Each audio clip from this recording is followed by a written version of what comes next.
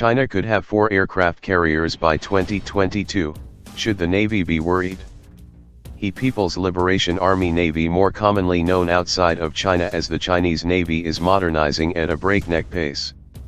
Chinese shipbuilders have built more than 100 warships in the past decade, a build rate outstripping the mighty U.S. Navy.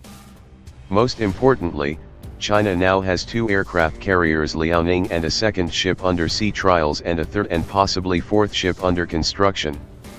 With such a massive force under construction, it's worth asking, where does PLA naval aviation go from here? For most of its modern history, China has been the target of aircraft carriers, not an owner of one. The Imperial Japanese Navy's carriers conducted strikes on the Chinese mainland in support of ground campaigns in the 1930s, strikes that went a long way toward honing the service's legendary naval aviation record. U.S. naval power protected nationalist Chinese forces at the end of the Chinese Civil War, and U.S. Navy carriers conducted airstrikes on Chinese volunteers during the Korean War. In 1996, during the Third Taiwan Crisis, the United States deployed a carrier battle group near Taiwan as a sign of support against Chinese military actions. It could be fairly said that aircraft carriers made a significant impression on China. Today, China has 2 aircraft carriers, the ex-Soviet carrier Liaoning, and a second unnamed ship, Type 002, currently undergoing sea trials. Liaoning is expected to function strictly as a training carrier, establishing training, techniques, and procedures for Chinese sailors in one of the most dangerous aspects of naval warfare, naval aviation. Despite this, Liaoning's 3 transits of the Taiwan Strait and visit to Hong Kong show the plan considers it perfectly capable of showing the flag. The second ship, Type 002, previously referred to as Type 001A, resembles Liaoning but with a handful of improvements, including an active electronically scanned array, AESA, radar, the carrier's island, and a larger flight deck. Experts believe Type 002 will carry slightly more fighters than her older sibling, up to 30 J-15 jets in all.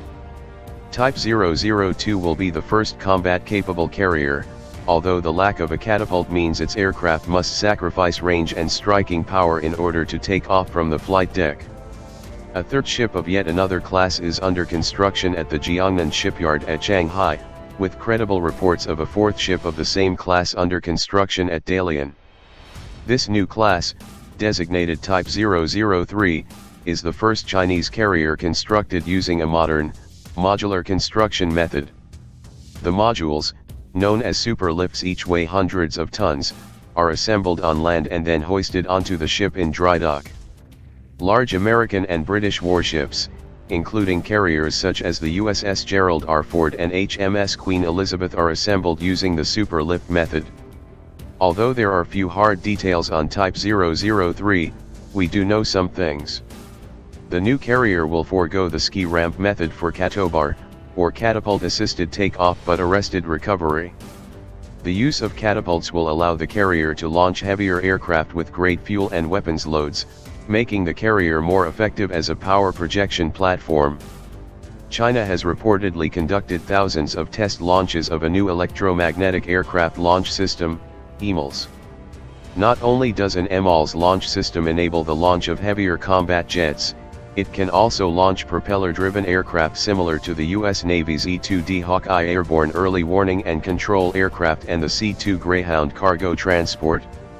The ability to tune EMLS power levels also makes it easier to launch smaller, lighter unmanned aerial vehicles from catapults. We don't currently know the size and displacement of the Type 003s, and likely won't be able to even make an educated guess for another year. They will probably be incrementally larger than Type 002 with an incrementally larger air wing and overall combat capability, though one still falling short of American supercarriers. The new carriers are expected to be conventionally powered, and fortunately, China's EMLS system will not reportedly require nuclear power. At the same time, Chinese designers are believed to be hard at work on a fourth class of carrier, Type 004. According to Popular Science, a leak by the shipbuilder claims the new class, will displace between 90,000 and 100,000 tons and have electromagnetically assisted launch system, EMLS, catapults for getting aircrafts off the deck. It'll likely carry a large air wing of J-15 fighters, J-31 stealth fighters, KJ-600 airborne early warning and control aircraft, anti-submarine warfare helicopters, and stealth attack drones. Such specifications will make them the equal of U.S. carriers, at least on paper. Meanwhile, the plan is looking forward a next-generation carrier aircraft. The plan has 24 J-15 multi-role fighters, with at least 2 aircraft lost and 2 damaged during accidents attributed to the J-15 itself. That's not enough aircraft to equip 2 carriers, land-based training units and carriers currently under construction. A future aircraft could be a carrier-based version of the Chengdu J-20 or the J-31/FC-31, China's 2 new 5th-generation fighters. An interim solution could be the so-called J-17, an improved J-15 roughly comparable to the F/A-18E/F Super Hornet and the EA-18G Growler. The People's Liberation Army Navy carrier fleet is a rapidly growing force shaping up to be a powerful, flexible tool of statecraft and war. Beijing could realistically have 4 aircraft carriers by 2022, a remarkable feat of military construction. All of this lead to a number of unsolved questions. To what end is Beijing building this force? How many carriers will the plan ultimately build? Is China growing a carrier force meant to protect its interests or expand them? We simply don't know, but we will certainly find out.